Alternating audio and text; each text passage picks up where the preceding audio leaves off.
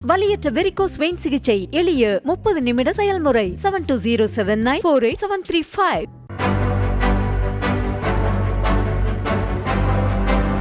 அமெரிக்க அதிபராக Donald Trump புதிதாக தேர்ந்தெடுக்கப்பட்ட பின்னர் அரசு துறைகளில் பல புதிய நியமனங்களை மேற்கொண்டு வருகிறார். இதற்கிடையே செயல்திறன் என்கிற புதிய துறையை உருவாக்கியிருக்கும் ட்ரம்ப் அத்துறையை அவரது தீவிர ஆதரவாளரான எலன் மஸ்க் மற்றும் இந்திய வம்சாவளியைச் சேர்ந்த குடியரசுக் கட்சியின் விவேக் ராமசாமியும் வழிநடத்துவார்கள் என்றும் தெரிவித்திருக்கிறார். So he has a big, beautiful, bright future ahead. Vivek Ramaswamy. Come on up, Vivek.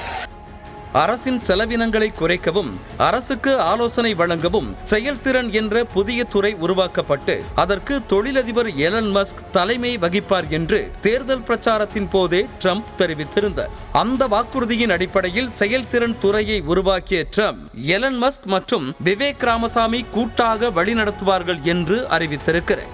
இந்த துறை கிட்டத்தட்ட நிழல் அரசாங்கமாகவே பார்க்கப்படுகிறது.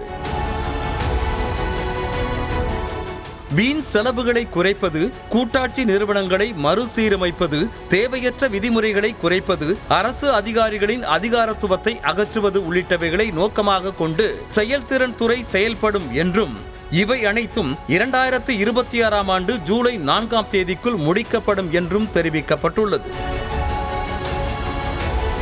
செயல்திறன் துறை வெளியே இருந்து அரசுக்கு ஆலோசனைகளை வழங்கும். அத்துடன் வெள்ளை மாளிகையில் உள்ள மேலாண்மை மற்றும் பட்ஜெட் அலுவலகத்துடன் இணைந்து மிகப்பெரிய அளவில் கட்டமைப்பு சீர்திருத்தங்களை மேற்கொண்டு அரசாங்கத்திற்கு தொழில் முனைவோர் அணுகுமுறையை உருவாக்கும் என்றும் தெரிவிக்கப்பட்டுள்ளது. இதுகுறித்து பேசியிருக்கும் எலன் மஸ்க் செயல்திறன் துறை அதிகபட்ச வெளிப்படைத்தன்மையுடன் இருக்கும் என்றும் துறையின் அனைத்து நடவடிக்கைகளும் இணையத்தில் தெரிவிக்கப்படும் என்றும் உறுதியளித்திருக்கிறார். மேலும் பாதுகாப்பு துறைக்காக மட்டும் $1 டிரில்லியன் செலவழிக்கப்படுவதாகவும் கடனுக்கு செலுத்த வேண்டிய வட்டியை விட பாதுகாப்புத்துறை பட்ஜெட் அதிகமாக உள்ளது என்றார். இது நிலையானது கிடையாது, அதன் காரணமாகத்தான் செயல்திறன் துறை தேவைப்படுகிறது என்றும் தெரிவித்திருக்கிறார். மேலும் அரசின் வீண் செலவினங்களின் பட்டியலை செயல்திறன் துறை பராமரிக்கும். தேவையில்லாத செலவினங்களை குறைப்பது ஒன்றுதான் இதன் நோக்கம் என்றும் தெரிவித்திருக்கிறார். அமெரிக்க அரசை சாதகமாக பயன்படுத்திக் கொண்டு வந்த பலர் செயல்திறன் துறை கொண்டு வரப்பட்டதால் அதிருப்தியில் இருக்கிறார்கள் என்று தெரிவித்திருக்கும் எலன் மஸ்க் செலவினங்களை குறைக்கவில்லை என்றால் திவாலாகி விடுவோம் என்றார். எலன் மஸ்கின் நிறுவனங்களின் செயல்திறன் மீதே பல்வேறு விமர்சனங்கள் உள்ள நிலையில் அவர் எப்படி அமெரிக்காவின் செயல்திறனை கண்காணிக்கப் போகிறார்?